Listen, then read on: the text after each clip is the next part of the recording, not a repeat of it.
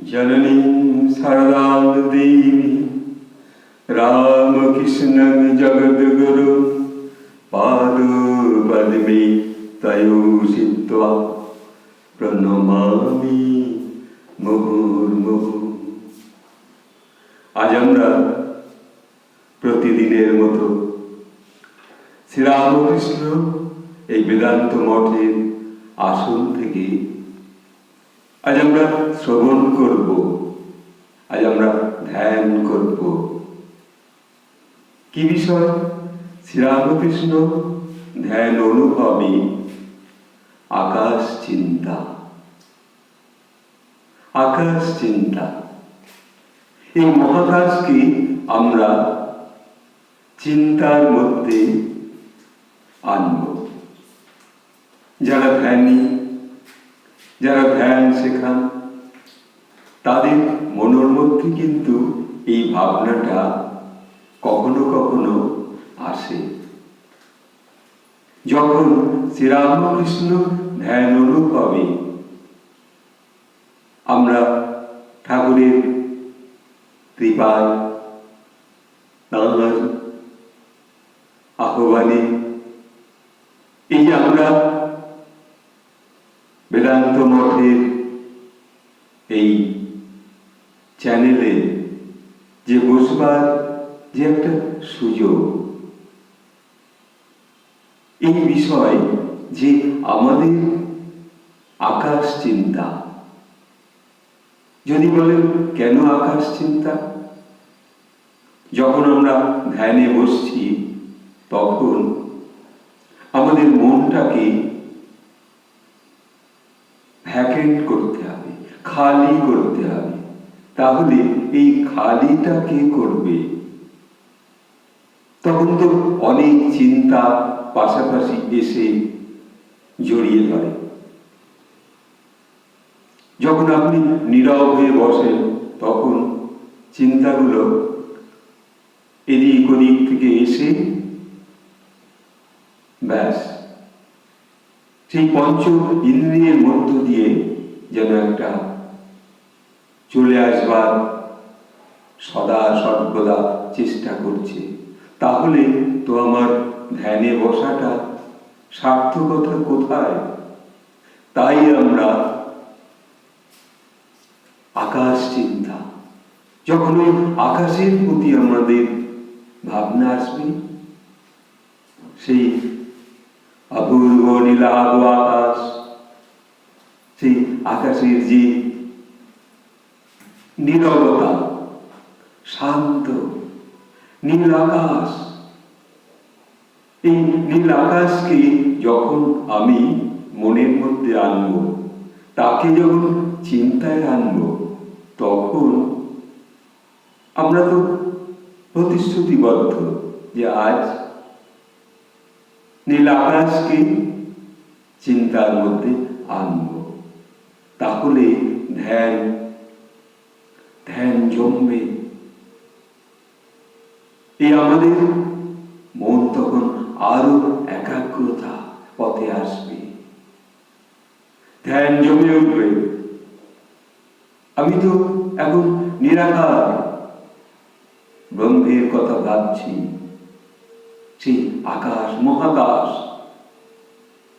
সেই মহাকাশকে যখন ভাবছি তখন সে আমার কাছে চলে আসছে, আমার চিন্তার মধ্যে চলে আসছে।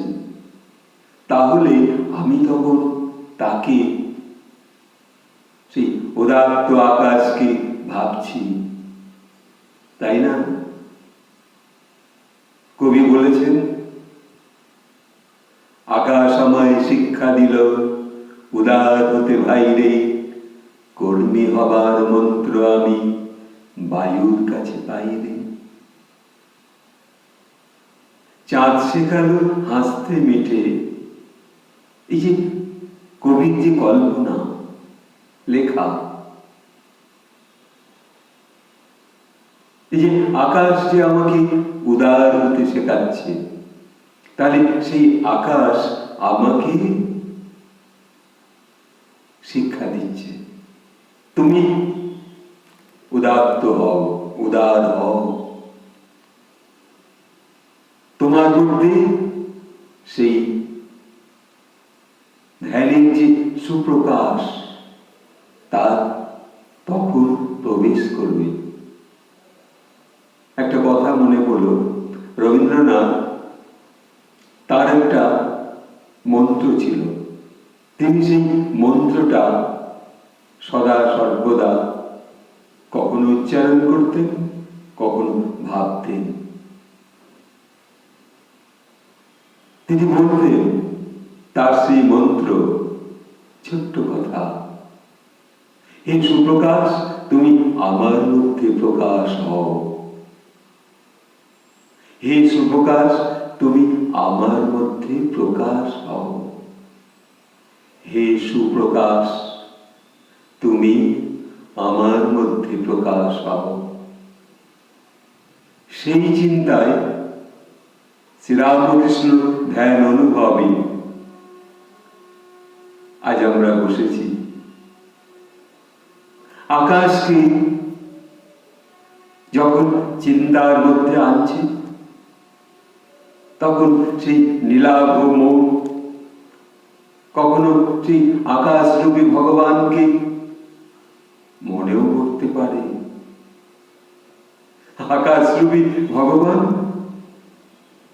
কে সেই? তাকে তো আপনারা বারবার প্রণাম করছেন। সেই দুই আকাশরূপী শরীর যেন এক শরীরে এসে উপস্থিত হয়েছে।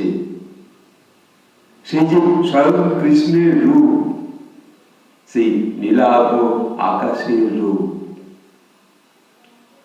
সেই ভগবান শ্রীকৃষ্ণের যে চেহারাটা, আবার রামচন্দ্রের যে চেহারা, সেটাও কিন্তু নীলাভ বর্ণ। এবার দুটো আকাশ, দুই আকাশের শক্তি, দুই আকাশের যে রূপ, যেন এক শরীরে নেমে এসেছে শ্রীরামকৃষ্ণের শরীরে।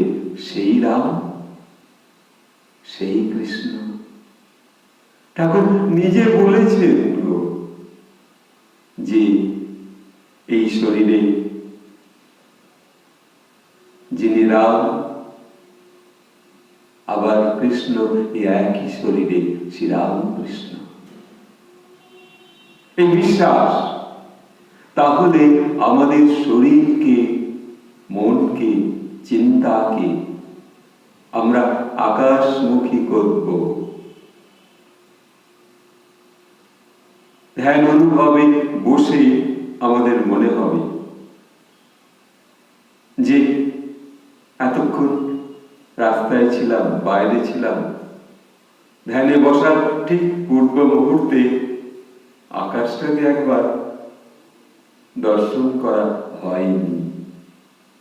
হয়তো প্রভাতে যখন সেই সূর্য উঠছে, স্নান করার পর তখন হয়তো প্রণাম করা হয়েছে, কেউ চিৎকার করে, কেউ মনে মনে। ওম জবাকুসুম সংকাশং কাশ্যপেয়ং মহাদ্যুতিং ঢন্টারিং সর্বপাপঘ্ন প্রণোদস্মি দিবাকর। সেই সূর্যকে যখন আমরা প্রণাম করছি উদিত আকাশে, সেই আকাশ আজ আমার মনের মধ্যে। তাহলে কোনো চিন্তা আজ এখন প্রবেশ করবে না। সকল চিন্তা আপনি সরে যাবে। আমার মনে তো সেই মহাকাশের কথা ভাসছে, চিন্তা ভাসছে, তার দৃশ্য আমরা সেই নিরাকার ব্রহ্মের কথা স্মরণ করছি। সেই আকাশের কথা ভাবতে ভাবতে ব্যাস, আমার সময় আমাকে নিয়ে চলেছে সেই নীরব ধ্যান ও ভাবনায়। কিন্তু এই যে নীরব ধ্যান ও ভাবনায় আমরা পৌঁছলাম কার কৃপায়, কার আহ্বানে, কার হাতছানিতে? সেই কৃপা সিন্ধু শ্রীরামকৃষ্ণের আশীর্বাদে। তাই তো আশা, তাই তো ভরসা। এইবার যদি আমরা আমাদের সেই শরীরের কাঠামোকে সুন্দর করে সাজিয়ে নিয়ে বাবু হয়ে বসে শিব ধ্যানে, শিব নেত্রে পিছনের সিট দ্বারা স্পাইনাল কর্ডটা সোজা করে, দুই স্কন্ধ সোজা, চক্ষু এক জায়গায় স্থির হয়েছে, যেন সেই সূর্যের প্রথম যে রূপ, রক্তিম সূর্য ওই আকাশ বেয়ে যে উঠছে সমুদ্র পার থেকে। আমরা সমুদ্রের এপারে, আর ওই পারে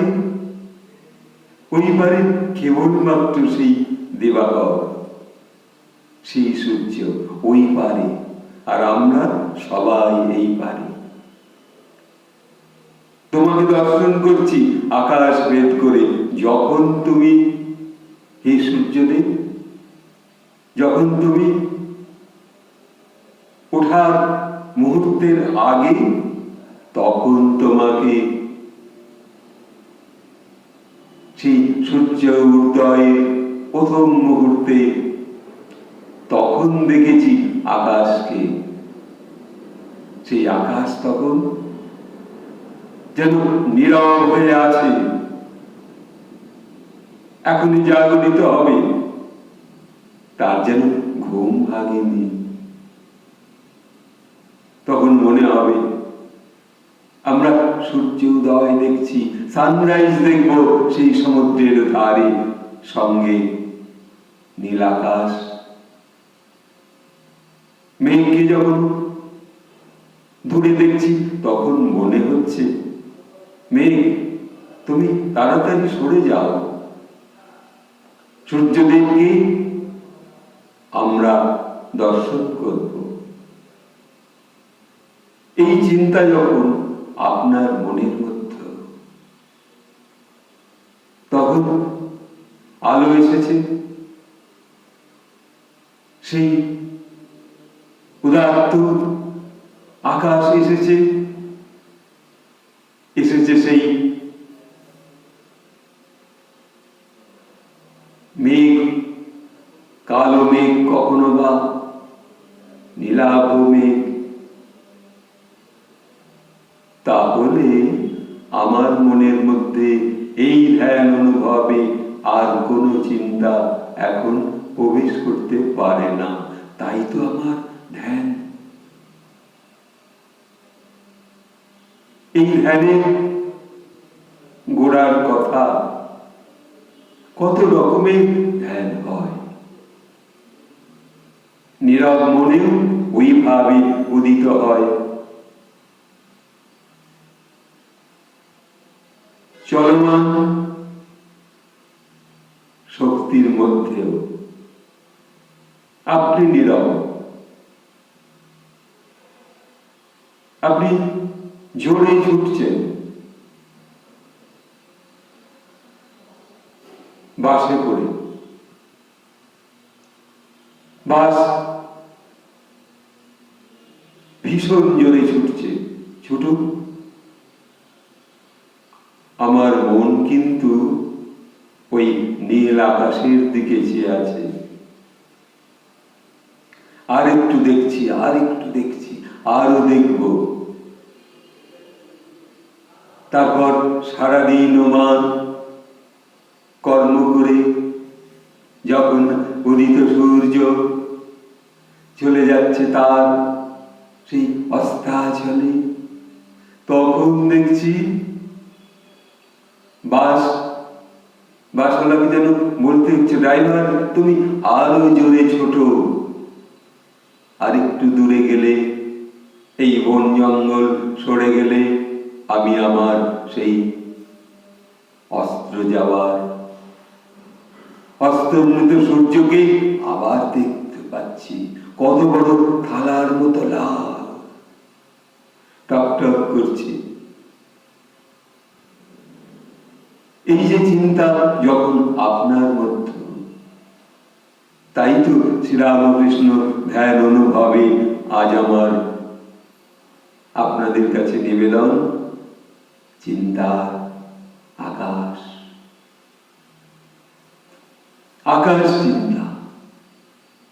তাহলে আমাদের মন তখন ভ্যাকেন্ট হবে, ফাঁকা হবে। আর মন যদি আধ ঘন্টা কি 25 মিনিট বসার মধ্যে কিছু সময় তো একদম ফাঁকা, ভ্যাকেন্ট, তখন নিজের দেহের কোনো চিন্তা আর নেই। শরীরে কোথাও ব্যথা ছিল কি?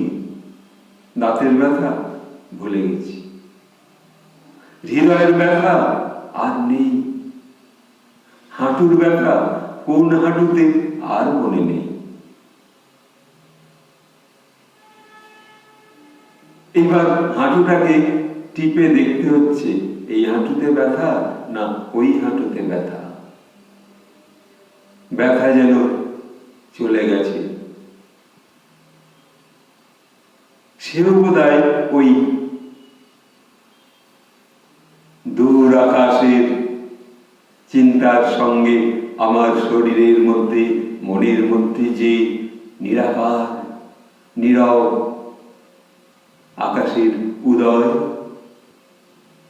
সেই উদয়ের মধ্যে সেও এখন হারিয়ে গেছে ব্যথা বেদনা সবাই, দুশ্চিন্তা চলে গেছে, দুশ্চিন্তা আর কোনো চিন্তা নেই।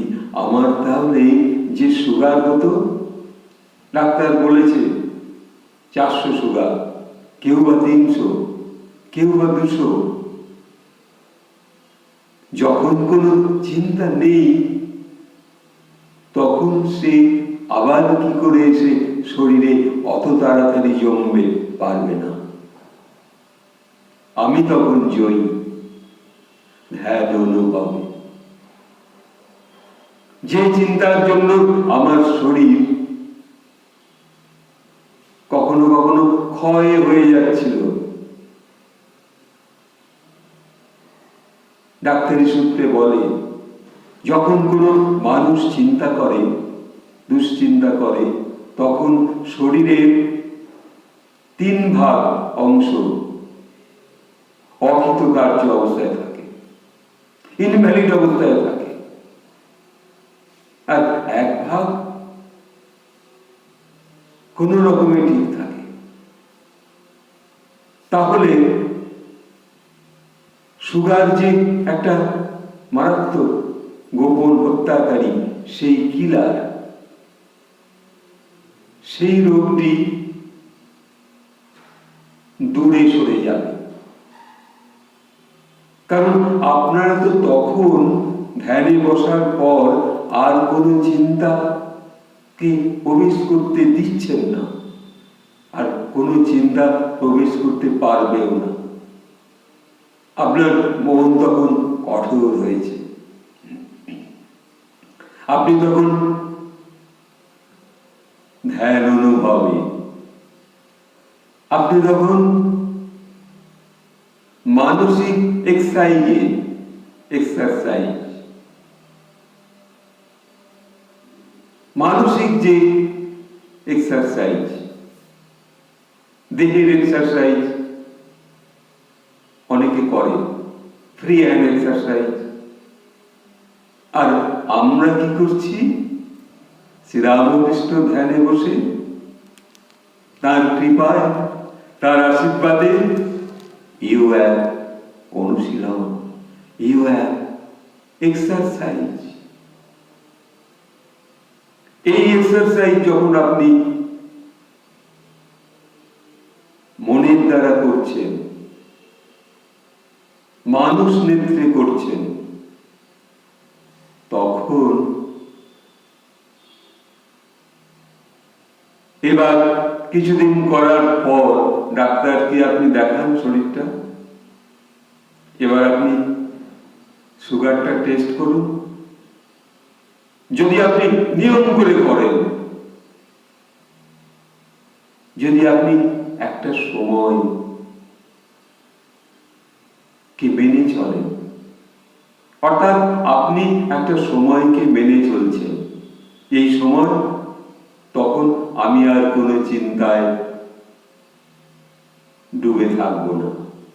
যে চিন্তায় আসুন তখন সে আপনি দূরে সরে যাবে, কারণ আমার মনের মধ্যে তখন আকাশ চিন্তা। তখন হয়তো সেই কবির কথা মনে পড়বে,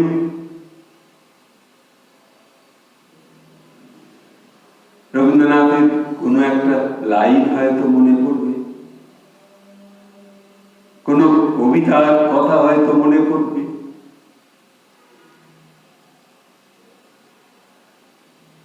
সেই ভাবনায় তখন আপনি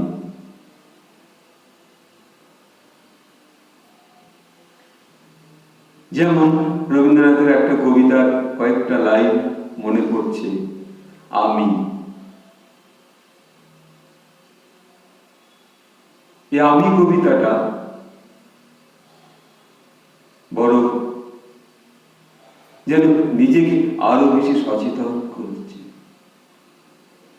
কবি বলছেন, আমারই চেতনার রঙে পান্না হলো সবুজ, চুনে উঠল রাঙা, আমি চোখ মেললাম আকাশে, জ্বলে উঠল আলো পূবে পশ্চিমে। তাহলে আমাদের মধ্যে সেই যে আকাশের দিকে তাকালেন আর আপনার সেই নীল আকাশে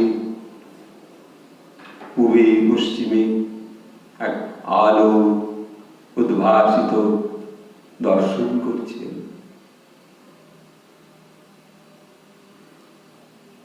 কিন্তু আমরা বসে আছি কোথায়?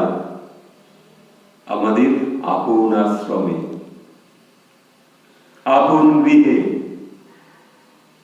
কেউ বা শ্রীরামকৃষ্ণ বেদান্ত মঠে ঠাকুরের সম্মুখে,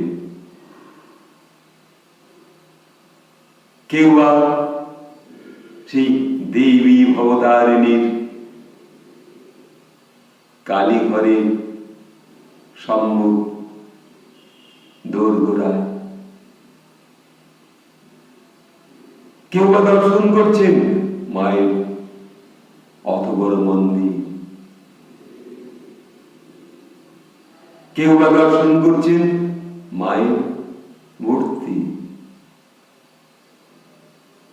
কেউ বা দর্শন করছেন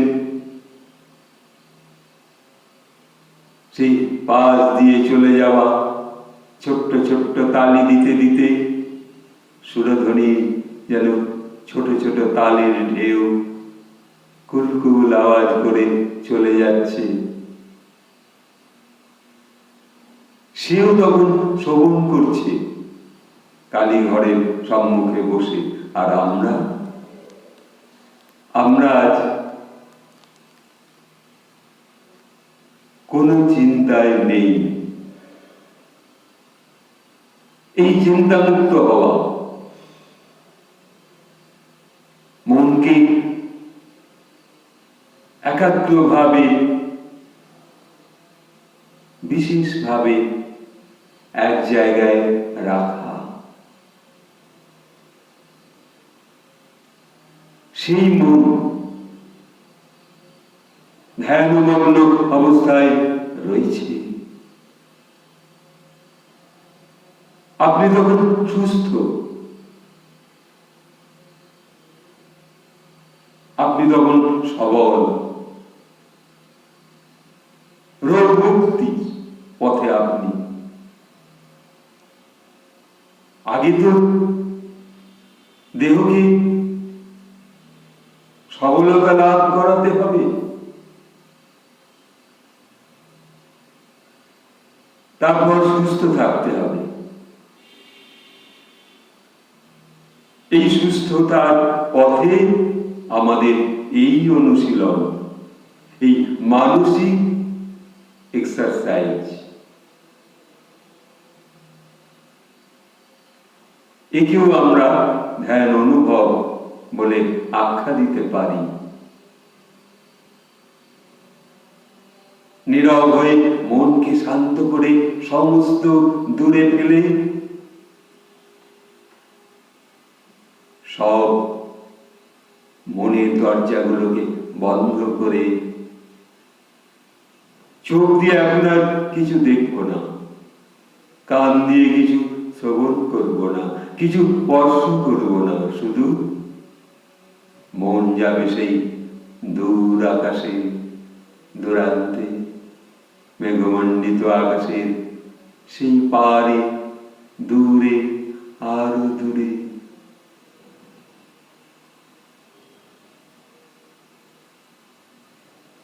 সেই কবিদের কণ্ঠের যেন একটা ক্ষুধার্ত ভাসমান শক্তি আসে সেই আকাশ থেকে, এবং একটি শক্তি এসে আপনার মধ্যে প্রকাশিত হয়, শরীরের মধ্যে, মনের মধ্যে। আর আপনি তখন নীরব, কোনো চিন্তা নেই। আকাশ চিন্তা এসেছে, আজকে ধ্যান অনুভব, রোগ শোক দুঃখ জ্বালা আঘাত কি কখন কিভাবে আঘাত দিয়েছে কোনো কথা মনে নেই। মনে আছে শুধু সেই নীল আকাশের উদাত্ত অনুভব। আজ তুমি দান করছো হে প্রভু, আর তুমিও তো ভাবাবিষ্ট হয়ে চলে যেতে সেই দূর দিগন্তের পথে। শরীর থাকত নীরব হয়ে বসে, সকল সন্তানগণ অপেক্ষা করত তোমার শরীরে কখন তুমি নেমে আসবে। তুমি তো বলতে পারতে না তুমি কোথায় গিয়েছিলে। তুমি বলতে পারতে তখন, হে পরম পুরুষ রামকৃষ্ণ নেমে আসার পর সেই শরীর আবার বলছে, আমাকে একটু জল দাও গো, আমি একটু জল খাবো। তা তুমি যেখানে গিয়েছিলে বেড়াতে, ধ্যান অনুভবের মধ্য দিয়ে নীরব ভাবাবিষ্ট হয়ে, তখন তো আমরা সেই ঠাকুরের কৃপায় তার পথকে অনুসরণ করে আমরা ওই নীরব আনন্দময়